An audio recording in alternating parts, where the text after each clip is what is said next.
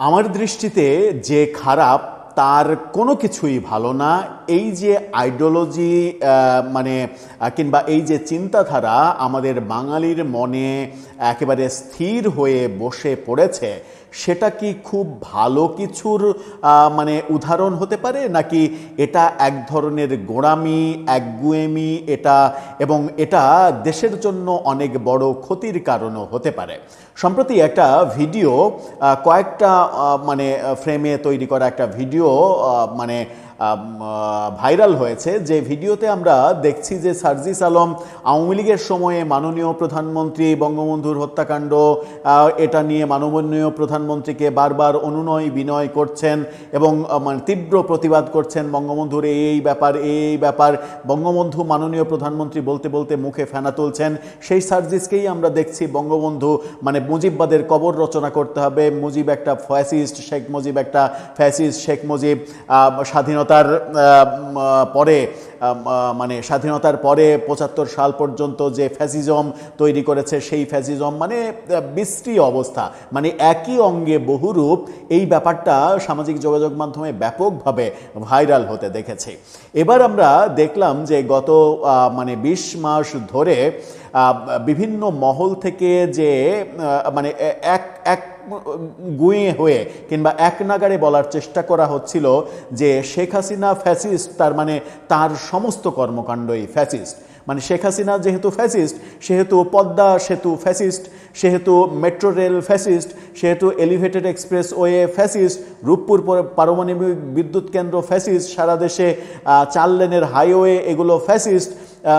সব কিছুই তো ফ্যাসিস্ট হওয়ার কথা, এবং বক্তব্যে বিবৃতিতে সেরকম ব্যাপারই উঠে এসেছে। এবং সাম্প্রতিক সময়ে সরকারের খুবই গুরুত্বপূর্ণ একজনের মন্তব্যেও এরকমটা উঠে এসেছে। এরকমটা যারা সব থেকে বেশি বয়ান দিয়েছে তাদের একজন সাবেক উপদেষ্টা মাহফুজ আলম। সেই মাহফুজ আলমকে এবার আমরা দেখছি শেখ হাসিনার একটা কাজের প্রশংসা করছেন, এবং শেখ হাসিনার নেয়া ওই প্রজেক্ট যেন অব্যাহত থাকে, সেই প্রজেক্ট যেন বাদ দেওয়া না হয়, এই ব্যাপারে নিজের মতামত তুলে ধরছেন, সরকারের প্রতি আহ্বান জানাচ্ছেন। হঠাৎ করে এই ফ্যাসিস্ট শেখ হাসিনার উদ্যোগ কিংবা কর্মসূচি তার এত পছন্দ হলো কেন? তার কি ফ্যাসিস্ট ভালো কাজও করেছে? চলুন একটু আলোচনা করে দেখি মাহফুজ আলম কি বলতে চাইলেন, এবং বর্তমান বাস্তবতায় এই মুজিববাদের কবর রচনা করতে চাওয়ার মাধ্যমে, শেখ হাসিনার বিরোধিতা করার নামে যেভাবে মুজিববাদের কবর রচনা করতে চাওয়া, ৭২-এর সংবিধান ছুঁড়ে ফেলা, ৩২ নম্বর বাড়ি গুড়িয়ে দেয়া, ওই কি বলে যে টুঙ্গিপাড়ায় গিয়ে মুজিববাদের কবর রচনা করতে চেয়ে আর্মির এপিসিতে পালিয়ে আসা, অনেক কিছুই তো আমরা দেখছি। এই অনেক কিছু দেখার মাঝে মাহফুজ আলম আদতে কি বোঝাতে চাইলেন এবং কোন কর্মসূচিটা শেখ হাসিনার নেয়া সেটা মাহফুজ আলমের হৃদয় জয় করলো, একটু আলোচনা করে বোঝার চেষ্টা করবো এই ভিডিওতে। থাকবেন পলিটিক্স টিভির নিয়মিত আয়োজনে। দর্শক, বলছিলাম সাবেক উপদেষ্টা আলোচিত সমালোচিত, আলোচিতের চাইতে সমালোচিত সব থেকে বেশি, উপদেষ্টা পরিষদে সব থেকে বেশি সমালোচনার জন্ম দিয়েছেন যে ২-৩ জন উপদেষ্টা, তার মধ্যে ১ নাম্বার ২ নাম্বার সিরিয়াল করলে মাহফুজ আলমের নাম অবশ্যই আসবে। যাই হোক, সেটা তার কৃতিত্ব কিংবা ব্যর্থতা, তার মতো করে তিনি ভাববেন। তার বক্তব্য বলার আগে সাম্প্রতিক একটা প্রেক্ষাপট একটু বলে নিই। এই খুবই সম্প্রতি আমরা এটা নিয়ে আলোচনাও করেছি যে বর্তমান মাননীয় প্রধানমন্ত্রীর পরিকল্পনা উপদেষ্টা এবং যিনি বর্ণাঢ্য ক্যারিয়ারের মালিক, যদিও রাজনীতির সঙ্গে তার কোনো সম্পর্ক কোনোদিনই ছিল না, ঢাকা বিশ্ববিদ্যালয়ের সাবেক প্রফেসর তিনি, ডিপার্টমেন্ট হেড তিনি, ক্যাডেট কলেজ থেকে স্কুল কলেজ সব কিছুই ক্যাডেট হিসেবে পাশ করা, বিদেশে বড় বড় ডিগ্রি রয়েছে, বিদেশের ইউনিভার্সিটিতে পড়ার অভিজ্ঞতা রয়েছে, বিদেশি ইউনিভার্সিটিতে শিক্ষকতা করার অভিজ্ঞতা রয়েছে। সেই ব্যক্তি তিতুমির সাহেব তিনি বলেছিলেন যে শেখ হাসিনার একটা পদক্ষেপও, একটা মেগা প্রকল্পও বাস্তবসম্মত ছিল না। মানে খুবই হাস্যকর একটা মন্তব্য করেছিলেন। এই মন্তব্য করার পরে প্রচুর সমালোচনা হচ্ছে এবং অনেকে না বেশিরভাগই মানুষ বলছেন যে প্রধানমন্ত্রীকে তুষ্ট করার সর্বোচ্চ প্রক্রিয়া হিসেবে এই পথটা তিনি বেছে নিয়েছেন, যে এই ধরনের কথা বললে বর্তমান প্রধানমন্ত্রী হয়তো খুশি হয়ে তার সুযোগ সুবিধা আরও বাড়িয়ে দেবে। কিন্তু এটা যে বর্তমান প্রধানমন্ত্রীর জন্য বিব্রতকর কথা এবং বর্তমান প্রধানমন্ত্রীর মানে আশেপাশে যদি এই লেভেলের মানুষজন ঘিরে থাকে, মানে ঘিরে ধরা শুরু করে, সেটা যে অনেকটা ওই শেখ হাসিনাকে যেভাবে একটা সার্কেলে ঘিরে ধরে রেখেছিল সেরকম পর্যায়ে চলে যেতে পারে, যারা তারেক রহমান কিংবা বিএনপির শুভাকাঙ্ক্ষী তারা কিন্তু ঠিকই এটা বুঝবেন।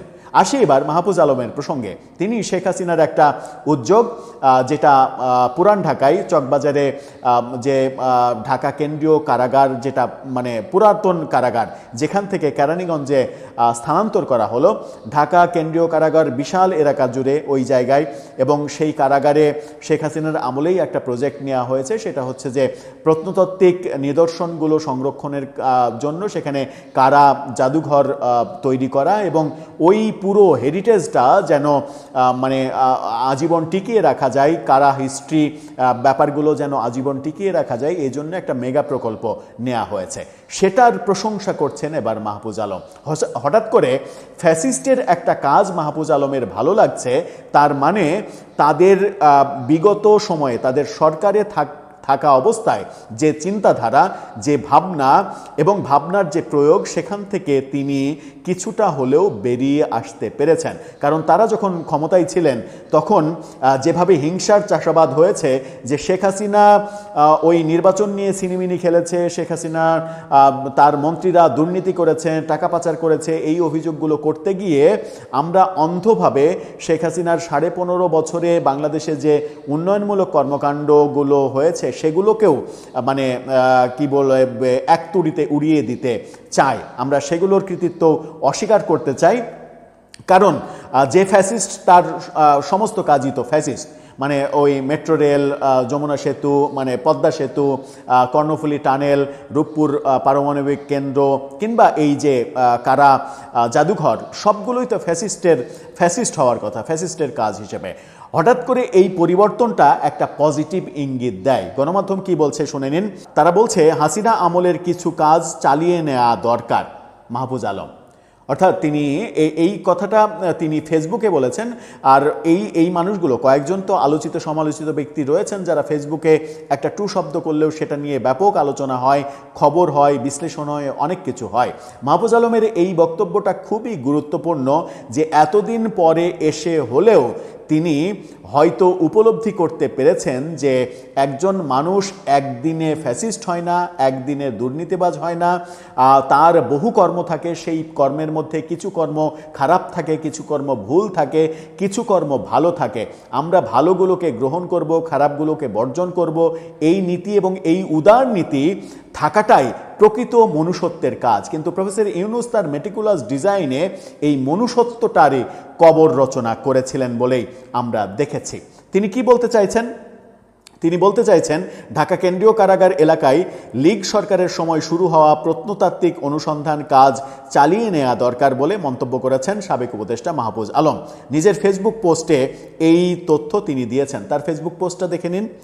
সেখানে তিনি লিখেছেন, ঢাকা কেন্দ্রীয় কারাগার এলাকায় পার্ক বা জাদুঘর করার আগে সেখানে প্রত্নতাত্ত্বিক অনুসন্ধান করা জরুরি। বিগত লীগ সরকারের আমলে কিছু কাজ শুরু হয়েছিল, সেটা চালিয়ে নেওয়া দরকার। অর্থাৎ তিনি অনুভব করছেন যে শেখ হাসিনা এই কাজটা ভালো কাজ করেছেন এবং সেটা কন্টিনিউ করা দরকার। তিনি আরও লেখেন, ঢাকার ঐতিহ্য 400 বছরেরও পুরনো, এটা প্রমাণ করার সুযোগ আছে। এখান থেকে আরও প্রমাণ যে নাই তা নয়। নগরায়ন, পার্ক, বিনোদন কেন্দ্র যেমন জরুরি, তেমনি এই নগরের অতীত ও ঐতিহ্য সংরক্ষণও জরুরি। ইতিহাস সংরক্ষণের কথা তিনি বলছেন। ইতিহাস সংরক্ষণের কথা তিনি যখন বলছেন তখন তার ওস্তাদ প্রফেসর ইউনূস তিনি কিন্তু বলেছিলেন রিসেট বাটন টিপলাম। অর্থাৎ 24-এর এই আন্দোলন, সরকার পতনের আন্দোলন ছাড়া বাংলাদেশের সব ইতিহাস তিনি মুছে দিতে চেয়েছেন। মহান মুক্তিযুদ্ধের গর্বের ইতিহাস তিনি মুছে দিতে চেয়েছেন এবং মেটিকুলাস ডিজাইনে সারা বাংলা বাংলাদেশে মুক্তিযুদ্ধের ভাস্কর্য ভেঙে ফেলার একটা মহোৎসব শুরু করেছিলেন। তিনি পেছনে বসে থেকে তিনি এবং তার সৈন্য সামন্তরা এই পৃষ্ঠপোষকতাগুলো দিয়েছিলেন। এই যে কারা জাদুঘর এবং সেখানে প্রত্নতাত্ত্বিক ইতিহাস খোঁজা, ঢাকার বয়স প্রায় কত 400 বছর তো অনেক আগেই পেরিয়েছে। এই মুহূর্তে ঢাকার বয়স প্রায় আপনার 415-20 বছর হতে চলেছে। এই 400 বছরের যে ইতিহাস, সেই ইতিহাস সংরক্ষণ করা এটা অবশ্যই জরুরি। তার চাইতেও অনেক বড় একটা ব্যাপার হচ্ছে যে ঢাকার যে কেন্দ্রীয় কারাগার, এই কারাগার কিন্তু বহু স্মৃতি ধারণ করে। এই কারাগারে বহু ঐতিহাসিক বন্দীরা এখানে থেকেছেন। আমি যদি আগের উদাহরণ দিই, বঙ্গবন্ধু পর্যন্ত এখানে থেকেছেন। এখানে স্বাধীনতার পরে উল্লেখযোগ্য ঘটনা যেগুলো ঘটেছে সেটা হচ্ছে যে মুক্তিযুদ্ধের যারা অপরাধী, যারা রাজাকার আলবদর যুদ্ধাপরাধী, তাদের ফাঁসি এবং তাদের জেলখানা এটা ছিল, ফাঁসি কার্যকর করা হয়েছে এখানে। বঙ্গবন্ধুর হত্যাকারীদের অনেকের ফাঁসি এখানে কার্যকর করা হয়েছে। মুফতি হান্নান যে ওই ছায়ানটে বর্ষবরণ অনুষ্ঠানে বোমা হামলার প্রধান আসামি, তার ফাঁসি কার্যকর করা হয়েছে এখানে। এছাড়া বাংলা ভাই শায়ক আব্দুর রহমানের মতো জঙ্গি নেতাদের ফাঁসি এখানে কার্যকর করা হয়েছে। সব দিক থেকে, অনেক দিক থেকে ঢাকা কেন্দ্রীয় কারাগার কিন্তু আমাদের একটা বড় হেরিটেজ। এবং শুধুমাত্র বাস্তবতার বাস্তব জীবনেই নয়, আমাদের নাটকের জীবনে যদি আমরা প্রবেশ করি তাহলে বাংলাদেশের কালজয়ী একটা নাটক কোথাও কেউ নেই, সেখানে বাকের ভাই নামের যে চরিত্র ছিল, হুমায়ুন আহমেদ যে চরিত্র সৃষ্টি করে বাংলাদেশে একটা নতুন ইতিহাস তৈরি করেছিলেন, যে নাটকের বাকের ভাইয়ের মুক্তি চেয়ে, তার ফাঁসির আদেশ বাতিল চেয়ে সারা বাংলাদেশে বিক্ষোভ হয়েছিল, এমনকি মৃত্যুর ঘটনা পর্যন্ত ঘটেছিল। সেই বাকের ভাইয়ের জেলবন্দি থাকা এবং ফাঁসি কার্যকর হওয়ার প্রেক্ষাপট নাটকে এই ঢাকা কেন্দ্রীয় কারাগারকেই দেখানো হয়েছে। বহুভাবে ঢাকা কেন্দ্রীয় কারাগার কিন্তু আমাদের হেরিটেজের একটা বড় অংশ। সেখানে কারা জাদুঘর করার উদ্যোগ নেওয়া হয়েছে। পুরো এলাকাটা কারা জাদুঘর হবে, নতুন করে একটা জাদুঘর বিল্ডিং হচ্ছে, সেখানে বহু জিনিস সংরক্ষণ করা হবে এবং এটা ভবিষ্যতে গবেষণার কাজে লাগবে। এই ব্যাপারে উদ্যোগটা যেটা নেওয়া হয়েছিল, শেখ হাসিনার এই উদ্যোগটাকে মাহফুজ আলম স্বীকৃতি দিচ্ছেন। তার অন্তত শেখ হাসিনার 15.5 বছরের যে শাসনামল, সেই শাসনামলের মধ্যে একটি ভালো কাজ তিনি খুঁজে পেলেন। আপনি শেখ হাসিনাকে সমালোচনা করতে পারেন, আমি শেখ হাসিনাকে সমালোচনা করতে পারি। শেখ হাসিনার অনেক অপরাধ আছে, থাকবে, সমালোচনাযোগ্য। তার সরকারের আমলে সবথেকে বিতর্কিত ব্যাপার তো ওই নির্বাচন নিয়ে তামাশা করা, সবথেকে, যে কারণে তার সরকারের পতন হয়েছে মূলত। সেই নির্বাচন নিয়ে তামাশা করা, অনেক মন্ত্রীর দুর্নীতির সঙ্গে জড়িয়ে পড়া, ব্যাপারগুলো তো রয়েছে। সেগুলোর সমালোচনা আমরা করব। যারা দোষী, যারা প্রকৃত দোষী, তাদের বিচার আমরা চাইব। সেটা যেমন সত্য, তেমনি তার সময় যদি কোনো ভালো কাজ হয়ে থাকে, সেই ভালো কাজের জন্য তাকে প্রশংসা না করলেও ভালো কাজের অস্তিত্বটা স্বীকার করার মতো মানসিকতা যদি আমরা তৈরি করতে না পারি, তাহলে এই ইতিহাসের ধারাবাহিকতা কিন্তু চলতে থাকবে। কোনো আমলেই কেউ পূর্ববর্তী সরকারের কোনো ভালো কাজের স্বীকৃতি দেবে না। যেমনি করে রাজনীতির বাইরের একজন মানুষ, একজন প্রফেসর, একজন প্রধানমন্ত্রীর উপদেষ্টা, যিনি প্রধানমন্ত্রীকে উপদেশ দিয়ে সমৃদ্ধ করবেন, তিনি যখন রাজনৈতিক বয়ান দেন যে শেখ হাসিনার আমলের কোনো প্রজেক্ট বাস্তবসম্মত ছিল না, তখন প্রশ্ন আসে, যমুনা সেতু পদ্মা সেতু তৈরি করাটা তার বোধহয় অনেক বড় ভুল ছিল, মেট্রো রেল তৈরি করাটা তার অনেক বড় ভুল ছিল, এলিভেটেড এক্সপ্রেসওয়ে তৈরি করে এয়ারপোর্ট থেকে মতিঝিলে 15 মিনিটে আসার ব্যবস্থা করে দেওয়াটা ভুল ছিল। এই ধরনের রাজনীতির চর্চা যদি আমরা করতে থাকি, তাহলে আজকে বিএনপি সরকার আগামী 5 বছরে যে কাজগুলো করবে, সেই কাজগুলোর অনেক কাজই তো আইকনিক কাজ হবে, অনেক কাজই তো ফ্রেমে বাঁধাই করে রাখা কাজ হবে। সেই কাজের স্বীকৃতি পরবর্তী সময়ে যারা ক্ষমতায় আসবে তারাও কিন্তু দেবে না, এবং এই কালচারটা কারো জন্যই সুখকর কালচার নয়। যে যতটুকু প্রাপ্য তাকে ততটুকু প্রাপ্য দিতে হবে, যে যতটুকু সমালোচনার পাত্র তাকে ততটুকু সমালোচনা করতে হবে, যে যতটুকু দোষী তার ততটুকু দোষের বিচার করতে হবে।